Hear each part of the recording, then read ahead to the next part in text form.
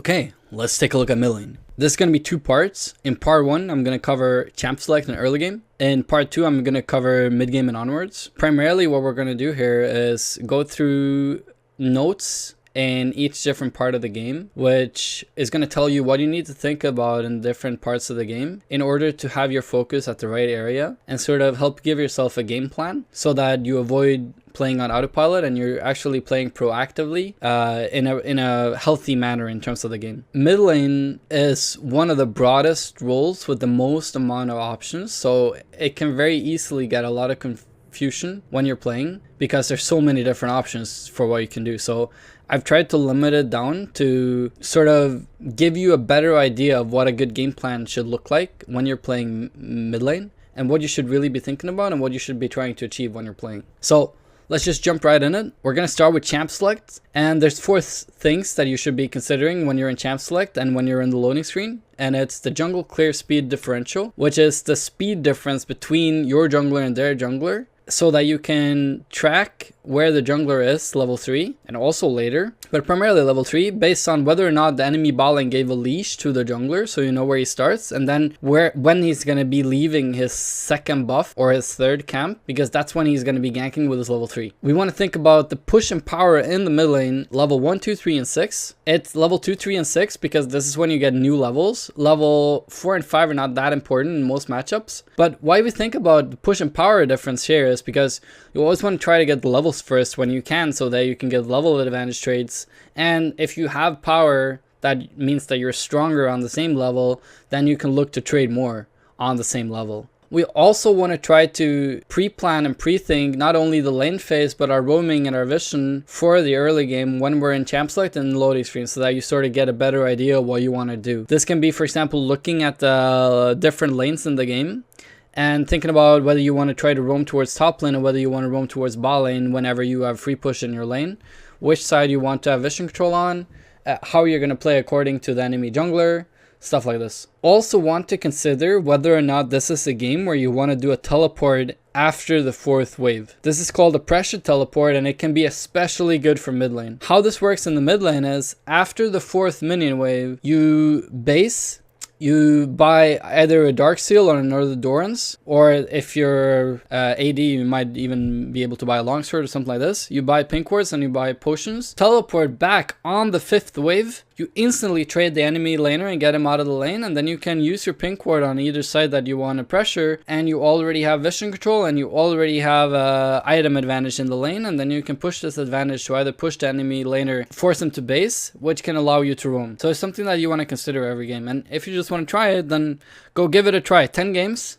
Do a 4th wave teleport every game and see how much pressure you can actually create through it. It's actually really good, and I do recommend most of the mid laners that I coach to actually try it out so they get used to it and they know what they can actually gain through it. When we get into the early game, again, you want to pay attention when the minion wave crashes in the bot lane on the 1st wave to see whether the enemy bot lane is there or whether they're actually doing a leash for their jungler. If they're doing a leash for their jungler, then you know which side the jungler starts on, which tells you where the jungler is going to be when it's level 3, which can tell you which side of the mid lane you want to lean on when the enemy jungler has taken level 3. So if he's going to end on the top side, then you want to lean towards the bottom side of mid lane. You want to pick a side, either bot side or top side, which is the side that you want to put your pressure and your vision control on whenever you have time in the early game. And after you've decided on this, you always want to put your pressure towards this side. So if you want to play for bot side, then when you push mid lane, you lean sort of on the bottom side of the map so that you can go faster toward that side and pay more attention to that side and put your vision there so you make it your safe side as well. It's really important in the mid lane that we are very time efficient. So always try to be effective with your time, be efficient with your time, get good back timings. Don't waste time in your lane. If there's nothing to do in your lane, just base or try to roam or try to get deeper vision. Like, always try to make something with your time. Always use your time for something. Try to play actively around the pressure you create. Adapt to the situation of the game with your pressure. That can mean that maybe we decided to pressure top side before level 6. But then top side is now in a good state, and now we can change our pressure towards bot side to actually help bot side. Like, you can adapt to the situation of the game to change your pressure. If you already won bot side or top side, well, then you can try to win the other side as well. Or you can further emphasis and further push the pressure that you already have on the lane you're pressuring. But it can be adaptive. As in any lane, you should be buying bunch of pink wards. And you can use the pink wards actively to not only create good vision for yourself, but you can also use it to deny vision from the enemy mid laner. So that when he wards either the left side or the right side of the mid lane, you can instantly go and just snipe out his ward with your pink ward, and then leave your pink ward towards the side which you want to pressure in the pixel brush. If you want to play for top side, you want to always pink ward the top side pixel. If you want to play for bot side, you always want to pink ward the bot side pixel. But if you have multiple pink wards, you can use this to deny vision control in other brushes as well, which can be really good and puts a lot of pressure on the enemy mid laner. As a mid laner, it's really important that you have target prioritization even in the early game.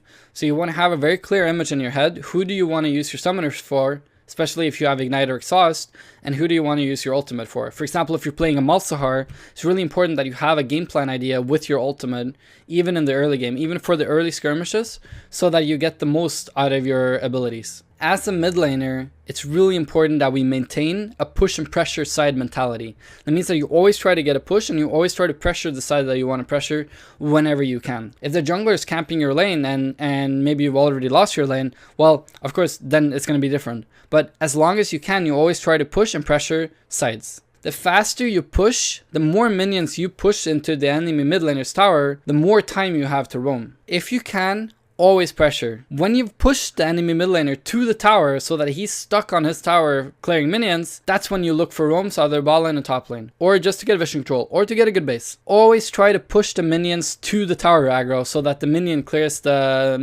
tower clears the minion as well, and it leads to the enemy mid laner losing more minions by failing last hit. Always try to be efficient with your time. Do everything as fast as possible. You push as fast as possible, you roam as fast as possible, you get back to mid lane as fast as possible, you push again as fast as possible, push him to the enemy turret, then gank bot lane and top lane, go instantly back to mid lane so you can catch the minions. The faster we are with our time and the more effective we are with the time, the more gold you're going to earn, the faster you're going to get your items, the faster you're going to get your power spike, the faster you're going to get your levels, the faster you're going to be able to carry the game. And that's what we try. As a mid laner, you are a carry. So the more effective and efficient you are with your time, the faster you're going to be in a situation in the game where you're actually able to carry, right? Take the notes, write them down. If you have a secondary screen, open sticky notes in Windows and write them on the sticky notes so you can see them while you play. Or if you don't have a secondary screen, just buy sticky notes in real life and place them on your monitor, or write it in a notebook or a piece of paper or something so that you can see these notes while you play. If you see the notes while you play, then you'll make sure that you think about the right things at the right time within the game, and you will always have some sort of a game plan, which means that you're going to be playing more proactively, you're not going to autopilot, and we're actually going to be doing productive stuff within our game. In the next part, we're going to look at mid game and onwards, so I hope you're ready. This was mid lane, champ select, and early game.